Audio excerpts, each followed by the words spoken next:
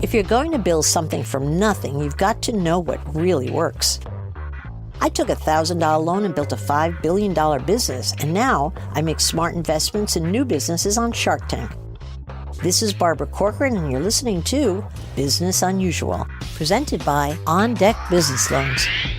This week on Business Unusual, I'm going to be answering all of the great questions you guys keep sending me in on business, life, how to move forward, how to jump over obstacles. Come on, I'm good at it, and I want to share my advice.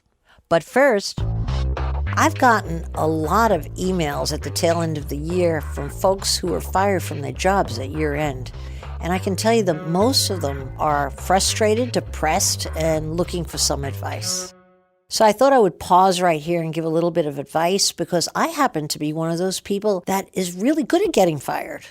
I had 22 jobs and was fired from 3 of them. And I can tell you the jobs that I learned the absolute most from were the ones that fired me. Go figure.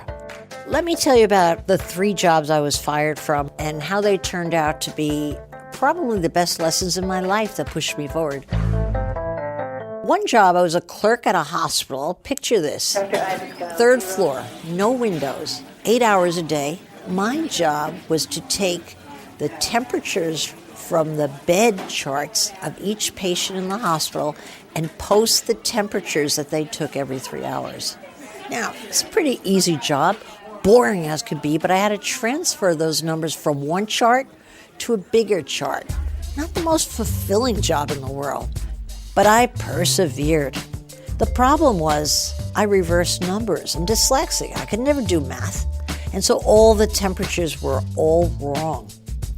Try as I couldn't keep those numbers straight. And so, after 3 months, I was fired. I often wonder if I killed anybody before I left that hospital. But here's what I learned. I learned the most important lesson in anything you do in a career. Do what you're naturally good at. You have a much better shot at success.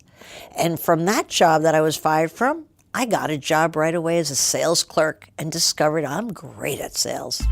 Another job I was fired from was as a secretary because I told the boss that I did 75 words per minute typing and I knew shorthand really well. Well, of course, I didn't do either. And so I would make all that stuff up when he was dictating, and I kind of got the gist of it, but he wasn't happy with the results. And so I was fired. The lesson I learned from that, never overpromise and underdeliver.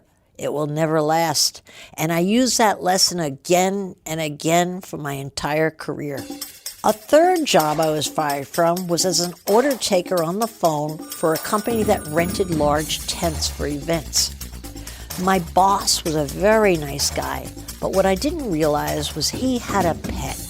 And this particular woman had worked there 5 years, and I was the second hire, and she didn't want anybody there. And so the politics started. And those politics wound up getting me fired. But what did I learn from that? That politics is as important as knowledge or personality. So I'm particularly aware of how politics plays a heavy hand in any situation you're in business, and I'm fairly good at it.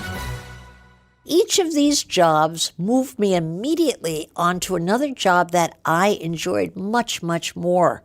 And I could have never found the courage to move myself and fire myself. Thank God I was fired from those jobs. Now I'm going to flash forward to building my business, and I'm the boss who's hiring and firing people. And let me share something with you. Over all those 30 years, I must have fired maybe 400 people. And here's what I learned. Every time I fired someone who was working for me, they went on to a better position that they enjoyed more, without exception. And that really made it easy for me to fire someone who didn't suit the position they were in, because I knew they were probably going to find a position that suited them better.